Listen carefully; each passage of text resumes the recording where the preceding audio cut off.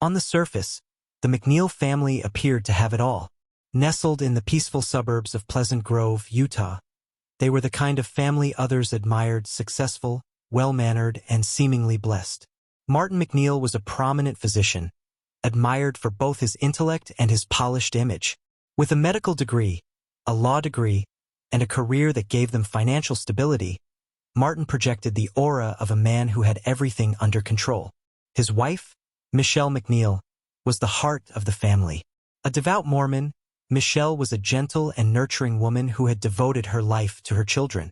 She raised 4 biological children and opened her home and heart to 4 adopted ones, including children with special needs from Ukraine. Her life revolved around faith, family, and giving. Michele was the kind of mother who attended every recital, baked for every school function, and kept their large home running like a well-oiled machine.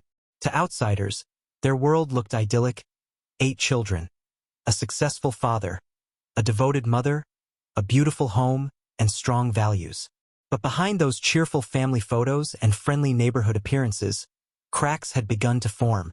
Welcome to Crime Uncovered, where every case has a story, and the truth is often stranger and darker than fiction. If you haven't subscribed yet, make sure to hit that button to stay updated on the latest true crime cases we uncover. And to our returning subscribers, thank you for your continued support. Don't forget to like this video so it reaches more people who care about the truth behind the headlines. Martin, once focused on his career and family, began to change. He became fixated on his image, spending more time at the gym, obsessing over his diet, and undergoing cosmetic procedures. He started insisting that Michele do the same. Though she was naturally beautiful and had aged gracefully, Martin began pressuring her to get a facelift. Michele was uncomfortable with the idea. She was deeply religious and not someone who prioritized appearance. But the pressure from her husband was relentless. Eventually, and perhaps reluctantly, Michele agreed to the surgery. Whether she did it to reignite the spark in their marriage, to keep Martin happy, or simply to avoid further conflict, we may never truly know. But what is clear is that this single decision, made in the hopes of preserving her family, would set off a chain of events that would end in heartbreak. Because just 8 days after her facelift, Michele MacNeill would be found dead in her own bathtub, and the image of a perfect family would begin to shatter beyond repair. April 11, 2007, began like any other spring morning in Pleasant Grove, Utah. Inside the MacNeill home, however, the atmosphere was heavy and still. Michele MacNeill, just days out from her cosmetic facelift surgery, was supposed to be resting and recuperating. Her face, still healing, was marked by bandages and swelling, but she was pushing through the discomfort with her usual grace. That morning, her daughter Alexis, then a 22-year-old medical student, called home to check in on her mom, as she had been doing consistently since the procedure. Alexis had taken a deep interest in her mother's recovery, often guiding her on medication and post-op care. During the call, Michele sounded groggy but reassured her daughter that she was doing okay. There was no immediate reason for alarm, but just a few hours later that sense of normalcy would be shattered. At approximately 11:35 a.m., Martin MacNeill placed a frantic 911 call. On the other end of the line, dispatchers could hear the panic in his voice. He claimed he had returned from work and found Michele unresponsive in the bathtub. "She's not breathing," he cried. As a trained physician, Martin said he was performing CPR, trying to revive his wife. Paramedics rushed to the scene, sirens echoing through the quiet neighborhood. When they arrived, they found Michele lifeless and soaking wet, still in the bathtub. Martin, visibly distraught, explained that she must have drowned while he was out. The scene looked chaotic: towels scattered, water on the floor, and Martin hovering near his wife's body. Despite all attempts to resuscitate her, it was too late. Michele MacNeill was pronounced dead at the scene.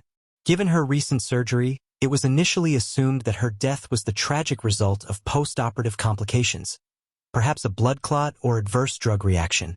Martin, being a respected doctor in the community, did not raise immediate suspicion. As a result, the authorities did not conduct an autopsy right away. But something about the situation didn't sit right with Alexis. Her instincts as both a daughter and a budding medical professional were screaming at her. Michele had been recovering well. She wasn't supposed to be alone for long. And now, within days of surgery and under Martin's care, she was suddenly gone. That gut feeling of dread began to fester. Alexis wasn't the only one harboring doubts.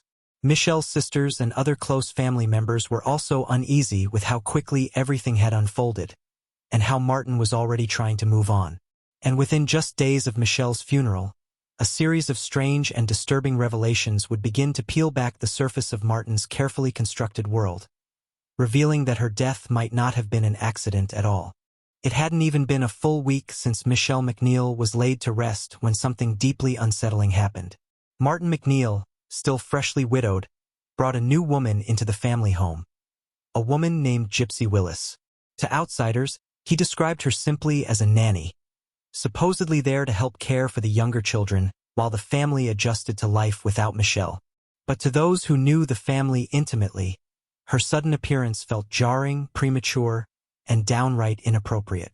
Martin's children, especially the older daughters like Alexis, immediately sensed something was off.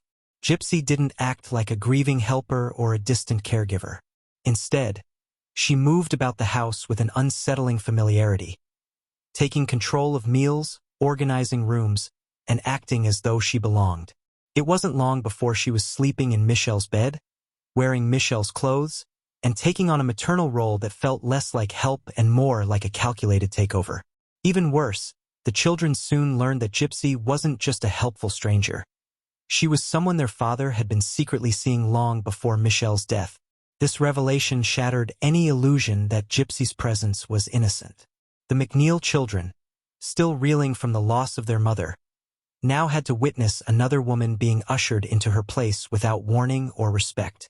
Martin, once calm and composed, became volatile. He snapped at the children when they asked questions. He dismissed their concerns with cold indifference and defended Gypsy fiercely, even at the expense of his own daughter's emotional well-being. To the MacNeill siblings, it felt like their mother had been erased overnight.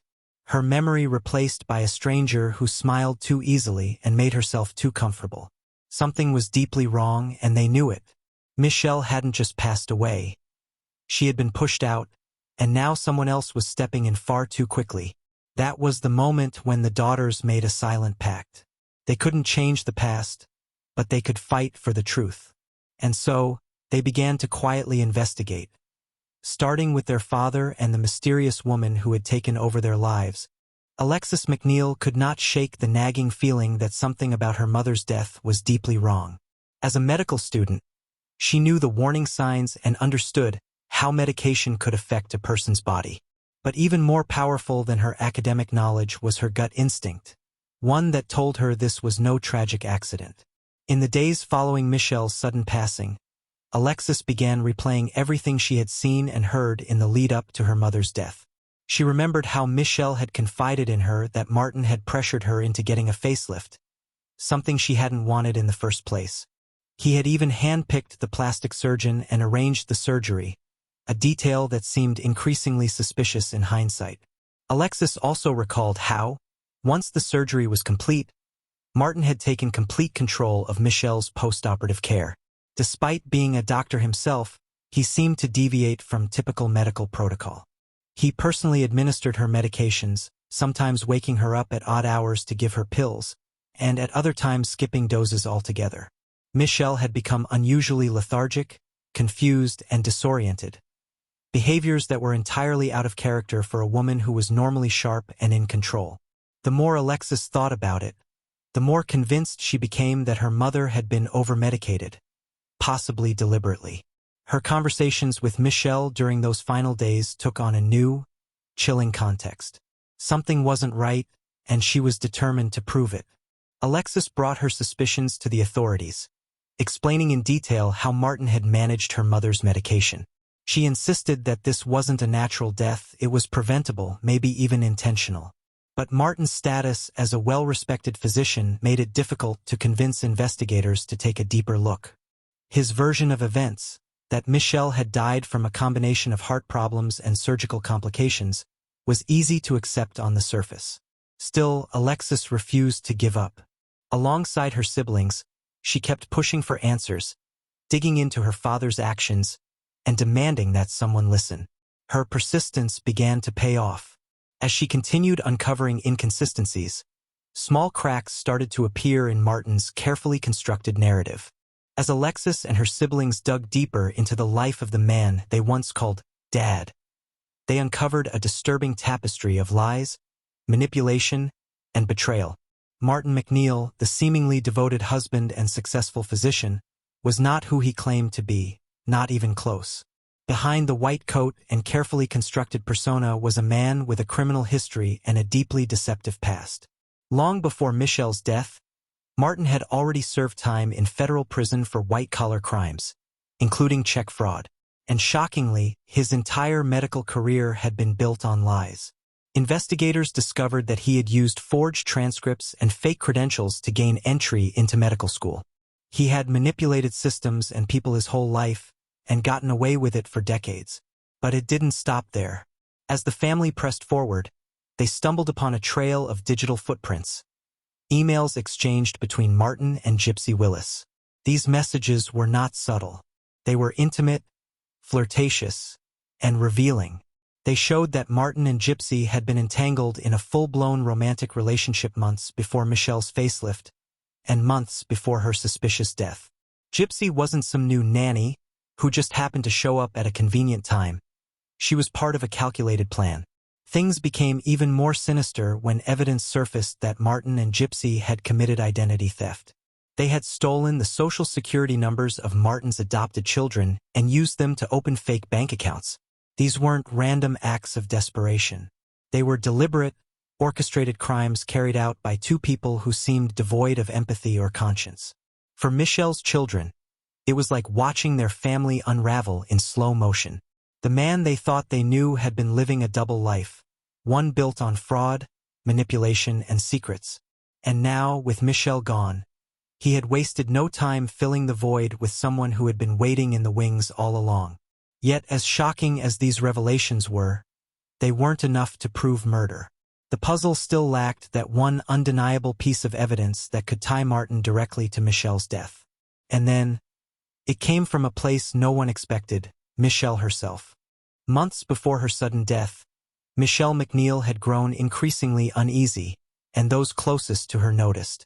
One evening, during a heartfelt conversation with a trusted friend, she voiced a terrifying suspicion.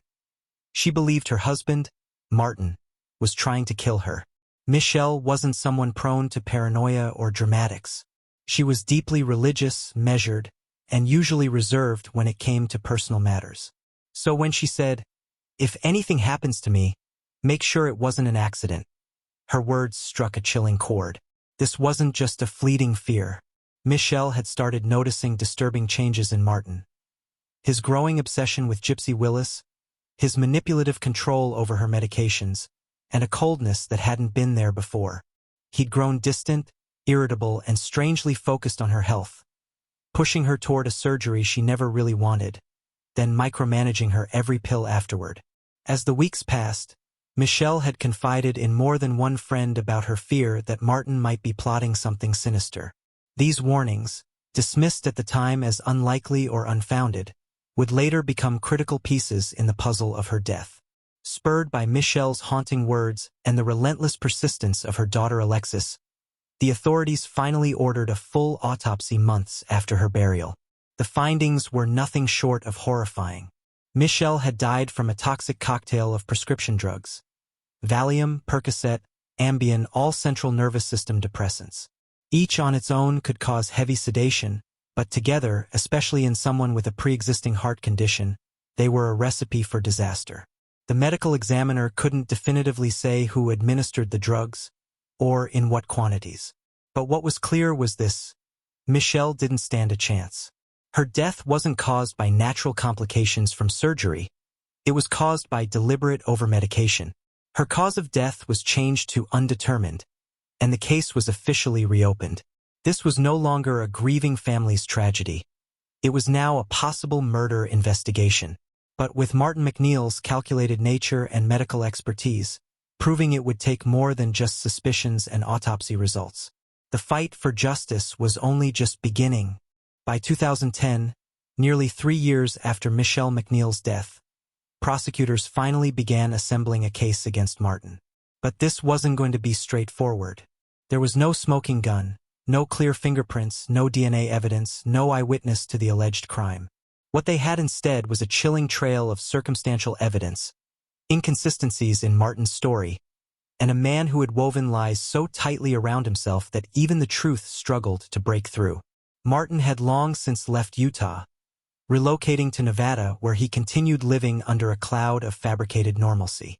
Despite everything, he was still working as a physician, presenting himself as a respected member of the community, while his children and Michele's loved ones carried the unbearable weight of suspicion and grief. The contrast was infuriating. Prosecutors began carefully piecing together the fragments. Michele's suspicious death after surgery, Martin's insistence on specific medications, his romantic entanglement with Gypsy Willis, and the timing of Gypsy's sudden appearance in the MacNeill home shortly after Michele's passing. Investigators believed Martin had used his medical knowledge to sedate his wife with a dangerous cocktail of medications, then left her alone and helpless in the bathtub, where she ultimately drowned. Witness testimony became a key pillar in the prosecution's case. Michele's confidant stepped forward, recounting Michele's chilling premonition that Martin might be planning her death. Alexis, the MacNeill's oldest daughter, testified about how her mother's medication schedule seemed off, almost as if she was being intentionally over-medicated. Alexis, a medical student at the time, had noticed alarming changes in her mother's condition and even challenged her father's decisions in the days leading up to Michele's death. But the final puzzle pieces came from the identity theft scheme. Prosecutors argued that Martin and Gypsy were planning a new life together, and Michele stood in the way. Their fraudulent use of the MacNeill children's social security numbers painted not just a picture of deception, but of two people willing to cross legal and moral lines without hesitation. This wasn't just about infidelity. It was about erasing the past and starting over, no matter the cost. After relentless advocacy from Michele's family and a deeper reinvestigation, prosecutors had enough to move forward. In 2012, Martin MacNeill was arrested and charged with murder. But even with all the pieces in place, one question remained. Would a jury see this web of lies for what it truly was, or would Martin MacNeill, once again, manipulate the truth to escape justice? The courtroom was packed in 2013 as Martin MacNeill stood trial for the murder of his wife. Reporters filled the benches, and spectators leaned in, eager to witness the long-awaited trial. Michele's children sat quietly, watching with heavy hearts as their father faced the justice system, not as a grieving husband, but as an accused killer. Prosecutors laid out a chilling sequence of events. A facelift that Martin had pushed for, a suspicious combination of medications, and a motive rooted in his secret affair with Gypsy. They brought forward medical experts who testified how the mix of drugs found in Michele's system could have left her disoriented or unconscious, making it possible for her to drown in the bathtub. Their explanation didn't rely on a single dramatic piece of evidence, but rather a series of troubling choices that, together, formed a damning pattern. Adding to the emotional weight were testimonies from Michele's close friend and her children. Each described signs of fear, suspicion, and growing concern in the days leading up to her death. Their words painted a picture not of an accident, but of a woman who had sensed danger, and a family who believed her fears had come true.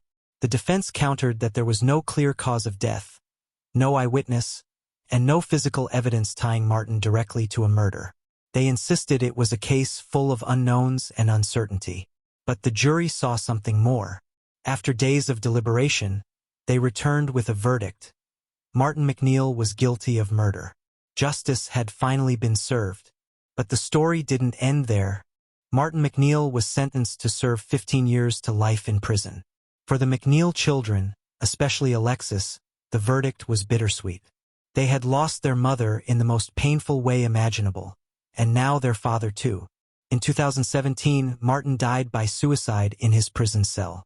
At age 60, his life ended alone and behind bars, leaving behind a legacy not of success, but of betrayal and destruction. As for Gypsy Willis, she served time for identity theft but was never charged in connection with Michele's death. She eventually faded from the public eye, her connection to the case a haunting reminder of how deception can ruin lives. Michele MacNeill's death was no accident. It was a carefully plotted crime that unraveled only because her children refused to stay silent. Her story is a chilling reminder that sometimes the danger comes from within the home. And in the end, it wasn't just about justice. It was about a daughter's love that refused to die. Thank you for watching. Every victim deserves their story told. If you found this story shocking and heartbreaking, subscribe to Crime Uncovered and help keep their memory alive. What do you think about this case? Leave your thoughts in the comments. Until next time, keep questioning everything.